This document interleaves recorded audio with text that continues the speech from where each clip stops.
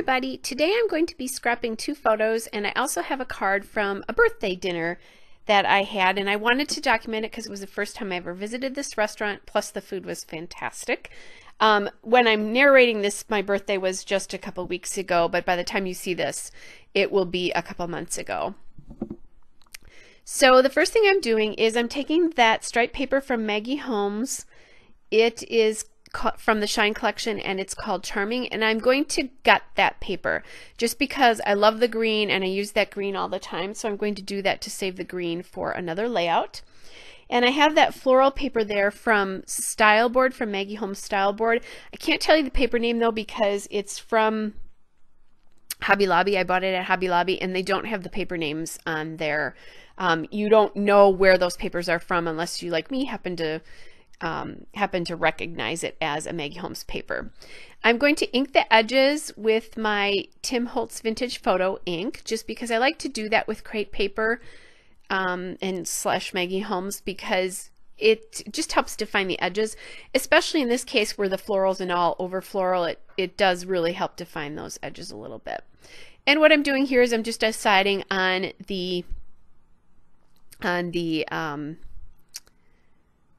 direction that I want those flowers to land. Now, if you're quick, you've noticed that my scrapbook space is a little bit different, or things look a little bit different, and that's because I'm actually scrapbooking in my living room right now. It was the weekend and there was a big football game on, and on Sunday and on Saturday I just wanted to do a Hallmark Channel watching marathon, so I moved my scrapbook space on a table up into my living room. So the lighting here is not as good as my normal spot. I will eventually fix that because I'm going to do quite a few layouts over the course of that week and weekend and then week following on this table. So just so you know, that will be corrected, because when I looked at the video I thought, oh, that looks a little dark. It's okay, but it will be better. I'm right now working with just one lamp, and I'll add another one later. So now that I told you my personal life, the gold paper that I am matting the photos with there is from Maggie Holmes Open Book. It's from the 12 by 12 paper pad. And then the same thing is true about that pink wood ombre paper. That's from Maggie Holmes Open Book as well, and it's from the 12 by 12 paper pad. So I don't know exactly the name of those papers. And I'm just going to use those to mat. And now I'm looking for something to journal on. Kind of trying to figure that out. And what I find there is I like that XO card. And no, I'm not in love, but I did love my dinner, so that's why I decided I'm going to use this. That is from the Maggie Holmes Bloom collection. It's the fresh paper, which is the cut apart. And I will tell you, as I'm narrating this, I realized I totally forgot to journal on that. I was going to journal on it off camera because I wanted to look a couple of things up about this, and I totally forgot to do that. So I'm going to have to do that before I put it away. That's very unlike me. Normally I journal right away. But I think what I was doing is I was making more than one layout in a row and got a little distracted, is what happened. You'll notice that I've kind of put that business card to the side. I really had originally wanted to use this on the paper or on the layout because it is from that restaurant, but what ends up happening in the end is I don't use it. It was just too black and white to use with this, and I just decided to let it go. I did find that happy die cut from the Maggie Holmes Bloom Ephemera collection. Oh, that's right. I had not let it go quite yet. I was still trying to use it, but I am going to let this go. And there's where I let it go. So anyway, I found that happy die cut from the Maggie Holmes Bloom Ephemera pack. And now I'm just trying to figure out what other kinds of things I'm going to use. I looked at using that chipboard prize ribbon and decided I liked the colors, but I didn't like how long that was. So instead I took this chipboard circle that just says Photo Archive, which really doesn't have anything to do with the layout. It's just ephemera here. And that is from the Crepe Paper Notes and Things chipboard sheet. And then I also found an arrow from that same Crepe Paper Notes and Things chipboard sheet. And I'm looking again at other things. I have the, I think that's open book there, if I remember correctly. That chipboard there. I'm not going to end up using anything from that.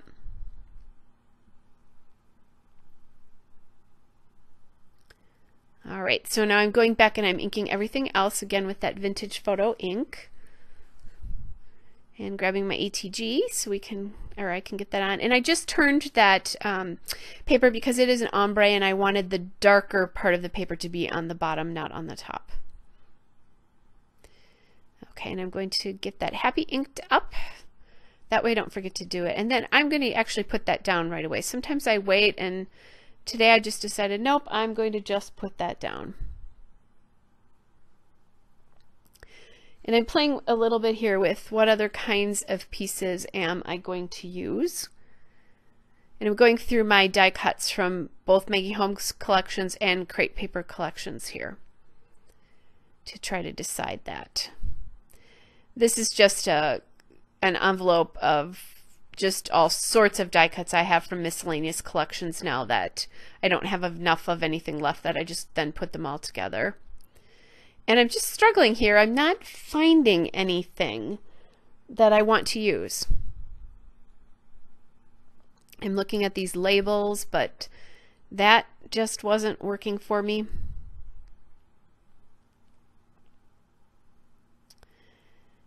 So I'm playing, you know, I'm grabbing more. I realized that I was missing a couple of the die cut boxes that I have, and so I went back and I found them. Then I found that yellow flower die cut. That's from Confetti, Crate Paper Confetti, or yeah, I think I wrote Maggie Holmes, but I think Confetti, I don't remember. Confetti is either from Maggie Holmes or from just Crate Paper in general. And then I found that the heart and there's a stamp there that I'm working with, and those are all from the Crate Paper Craft Market ephemera. I can't talk this afternoon as I'm narrating this to you. It might not be afternoon for you, but it is for me at the moment. So anyway, I still was toying with, I liked how the dark of that tag was set off by the dark of the flowers in that collection, but I'm not going to end up using it. And then I found that little number 13 there, which really has nothing to do with anything on this layout, except I kind of like the little bingo chip. So I'm kind of playing with where that's going to go. Right now it's up at the top. It's going to end up in the bottom cluster. Now I'm going through my Oh Darling embellishments just to see if there's anything else. And I keep these in 4x6 Cropper Hopper photo sleeves, and I use the thin ones and I use the large rectangular ones that you can put the smaller ones in. When I get a new pack of die cuts, that's what I'll do. I'll put them in there. All right, so I really kind of like the arrangement of how these look. So what I'm going to do is I'm going to start gluing things down instead of waiting, because the longer I wait, the harder it is and the more I'm going to move things around here. And you'll notice I did put that yellow bow from Oh Darling up in the top left cluster, that die cut, but I'm actually going to move that. And one of the things I'm doing is I'm discovering that I didn't glue down my photo mat paper there, and everything is shifting around on me. So I need to get that glued down so that it stops shifting.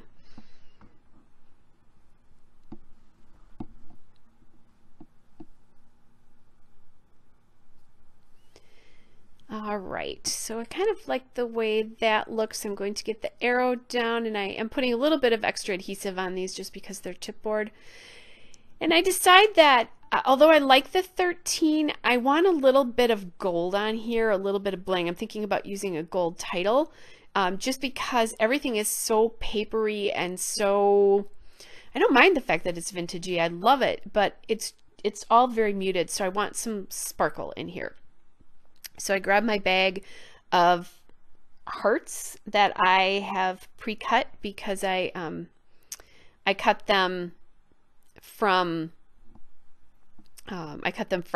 just glitter paper at one point, and now my 13 has come down to, whoops, came down to the bottom cluster, then it went back up to the top again. The heart punch that I'm using is, it says X on it, and it's from Ben Franklin, which is a craft store in my area. I am toying with adding this other punch that was a scallop punch, and I think that scallop came from Paper Studio, or one of the bigger heart punches that I have there, which is from Martha Stewart. That's a Martha Stewart punch. The glitter paper is from Recollections, which I buy at Michael's. And the reason I have all these pre-punched is I'm working on my nephew's wedding album, and I just punch a whole bunch of them at a time if I have a scrap of paper. And that when I need them for that album, I can just grab them, and I also use them obviously for other projects as well. And I'm sorry, my layout snuck down a little bit there, so the bottom now is off camera. But I added a heart punch there on the side, and then I put one up in the top cluster on the top left there, and I'm going to add one more punch on top of this chipboard just so that I have an even or an uneven number of those heart punches around, and I like that much better. So now there's just a little bit of bling on the page. I'm looking at this, I think this is the Gen alphabet if I remember correctly, but I decided it's just a little bit too big and too squared off for the feel that I want here.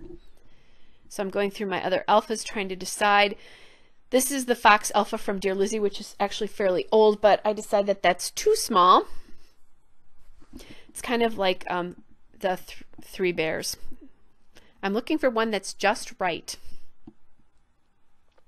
That was the Fitzgerald alphabet, but that one's not going to be it. What is going to make it, however, is these this American Crafts Stickers font in Daiquiri is the name of the font, and it's the gold. And I think that was used in a Maggie Holmes collection. I think that's where that came from at first. If it wasn't Maggie Holmes, it was crepe paper for sure. So what I'm doing right now is I'm going through and I'm looking at all the letters I have, because I know I don't have enough. I think I didn't have a U, so I wanted to make sure I had enough of something to make the words. It's Union House is the name of the word here. I didn't have an H either, and I didn't have an O.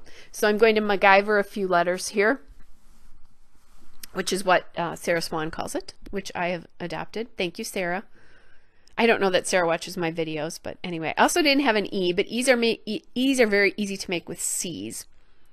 And then I'm going to make an H out of a B, and I'll do an O out of that Q.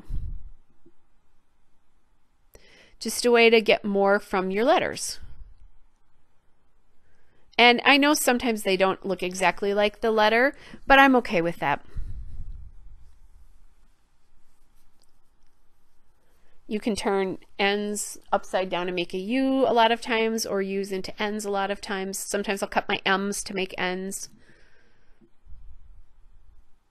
Just kind of depends on what's convenient and how many of a certain letter I might have left. Okay, so there's my O, and like I said, I know that doesn't look exactly like the other O, but I'm just fine with that. It's close enough, and most people aren't going to notice that, or they'll think that the letter was just deformed, which is okay with me too. All right, so now I have those all done, and I'm just about done with the layout. Like I said, I'm going to have to go back and journal on this one. I'm just adding the last couple of bits of glue on it. The still shot and a couple of detail shots will follow. Hope you are all well, and I'll be back with another layout soon. Bye.